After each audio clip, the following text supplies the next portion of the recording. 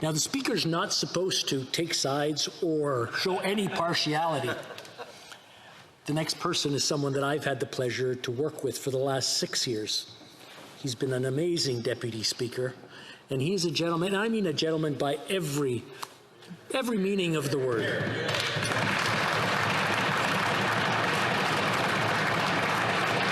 Colleagues, the honourable member for Simcoe North.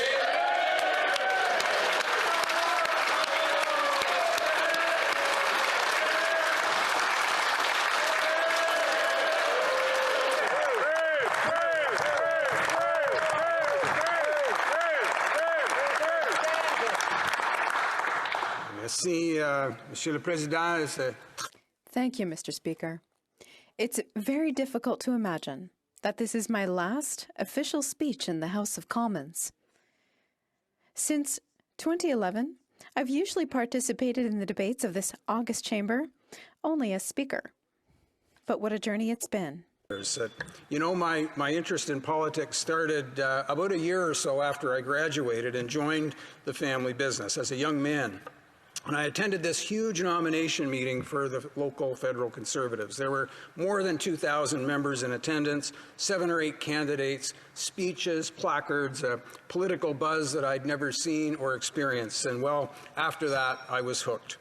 That nomination event elected, or rather replaced, the retiring member of Parliament that had been the MP for my riding for 8 consecutive terms. And the candidate they chose to carry on after him was the Honourable Doug Lewis, who would go on to serve in Prime Minister Mulroney's cabinet till 1993. Doug remains a valued supporter and confidant, and I thank him for blazing the trail and being a great mentor to me. Oddly enough, there was only one MP that separated Doug and I, and that was the Honourable Paul de Valère. And he served here from 1993 until just prior to my election. And I quickly learned that the high standards of service that they all provided set the tone for what kind of work would be expected of me. Mr. Speaker, I say all this because I'm only the 4th Member of Parliament in Simcoe North in my lifetime. The next MP for this amazing riding will be well advised to heed the lessons of Reinard, Lewis, de Valère, and I, the things we learned from the great people of Simcoe North. And may I take this moment to thank them all profoundly for the honour of being their voice in Parliament these 15+ years. Maintenant, j'aimerais faire d'autres remerciements. I have a few other thank yous. One of the things that I am very grateful for is to have had the opportunity to learn French. Since 2006, I took classes with the language training service here in the House for 2 hours a week in order to maintain my comprehension and my vocabulary and to improve them over time. Thanks to Madame Roseline Lemire, my teacher for 15 years, I can speak and understand this beautiful language. Je la remercie profondément. Deep thanks to her, as well as to the entire team. I would also like to thank Madame Lorraine Bergeron, who was my part-time teacher while in the riding. They all opened my heart to the richness of Francophone culture in my riding and throughout the country. That is an accomplishment that I will always be proud of. I want to properly thank the people of my riding who helped me win these 5 consecutive elections. You know, all of us as MPs can look back on the volunteers who helped fundraise and put up signs and knock on doors and phone and get the vote out. I salute the hundreds of them who helped me win, and I want to give special mention to several who led those efforts with extraordinary commitment. Wayne Edgett, Rod Williams, Phil DeBrune, Steve McFadden, Claire and Dave Dusome, Charlene Anderson, Avery Bassett, Diane Bell, Kirk Farquhar, Alison Stoneman, Frank Takas, and Jim Hutchison. And after serving these many years, there's inevitably going to be some of those exceptional volunteer leaders in my campaigns who are no longer with us. And I think in particular of George German, Edna Parker, Scott McPherson, Andy Durnford, and my eminent advisor and counsel, Dave Anderson. You know, there's a quote attributed to Abraham Lincoln that goes, "I'm a success today because I had a friend who believed in me and I didn't have the heart to let him down." And as I reflect on these amazing women and men who gave their valuable time and energy to my success in politics, I'm moved beyond words for their unfailing support. When it came to the essential work of being a member of Parliament, I don't have to look any farther than the talented people in my riding and my parliamentary offices. For my constituents, these were the first people that they would see, the first smiling faces, the first voices that would greet them, and the first impression they would take from that, the courtesy and services of our office. They earned the praise, the kind notes, the small gifts of chocolate and candies that constituents would leave for them, whether after solving a tough case or even for their simple courtesies. They're the best, and I'm going to miss working with them. I have to name some of them. Here in Ottawa right now, Connie Kennedy Pearsall, and prior to Connie, Ashley Perrard and Sarah Pendlebury and Linda Rudd. All of them helped me here on the Hill immensely.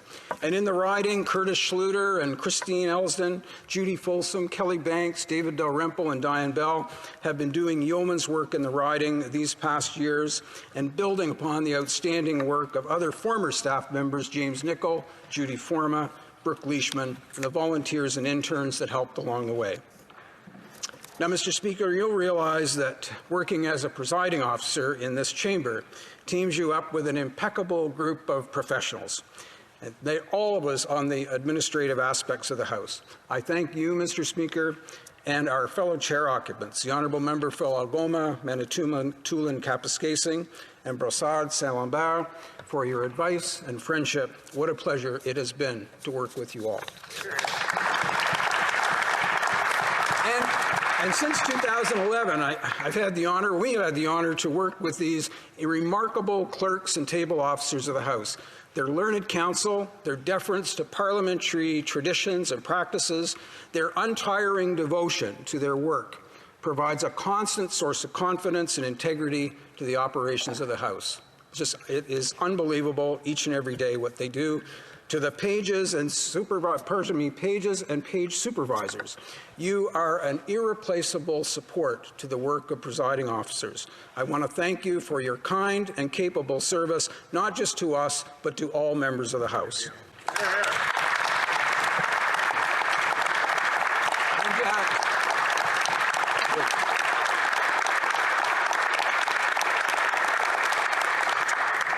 And to sergeants at arms and interpreters and TVOs and journal staff, they're not here, they're down below, journal staff, I thank you for your quiet and meticulous attentions literally to each and every second of our proceedings. And while I add it, may I finally salute all those in the operations of the parliamentary precinct, food services, maintenance, security, and administration who make this a safe and proficient workplace even when the unusual or the perilous threatens to disrupt our work.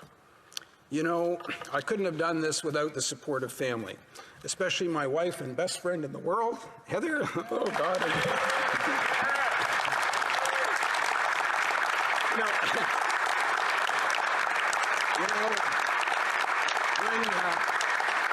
When we started, she was just finishing her teaching degree at York University, and we didn't know really what we were getting into, but we managed as best we can. And thank you, honey, for your love and devotion in assuming the role of, by the way, a superb public servant by association these last 15 years, and the support of your parents, Ian and Joan McDougall. You know, our kids have been incredibly patient, and I'm kind of proud of their old man in some ways. They helped us on campaigns, accepted weekly absences and busy weekends, and were always completely supportive of the work that often put some distance between us.